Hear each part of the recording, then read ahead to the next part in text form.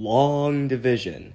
Looks like magic until you notice it's actually just the distributive property in reverse.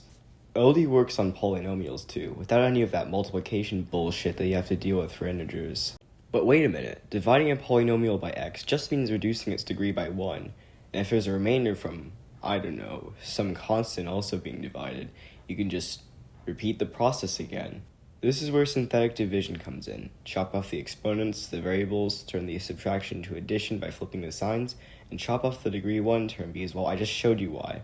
This is great, since it lets you fulfill your math homework at incredible speeds, but it does suffer in the what the fuck do these numbers actually mean department. Furthermore, it only works on linear factors, so if you want to divide this monstrosity, then you're out of luck. That's where cascading division comes in, baby. Let's start with two polynomials, a and b, and we're going to figure out what a divided by b is. First, check if b has a leading coefficient of 1. It does, so let's move on. Write down all the negatives of the non-leading coefficients of a in a row. Make sure to include the zero terms. Add a bar for segregation. Next, write down all the coefficients of b. Okay, this looks like normal synthetic division so far. Make as many spaces as the degree of b beneath the side to the right of the bar. Finally, we may begin. 2 times 1 is 2, so 2. But it's 1 degree lower, so put it in this column.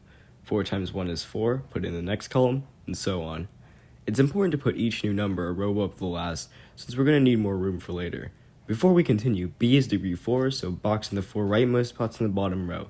This will be our remainder, and I'll tell you why when we get there. Okay, that column is now done. Add up all the numbers in this column and write down the outcome on the bottom. Repeat. 1 times 2 and 1 times 4, add it up, it's 10, oh lord, 20, 40, negative 30, all the way down. Now what? First, what do these numbers at the bottom mean?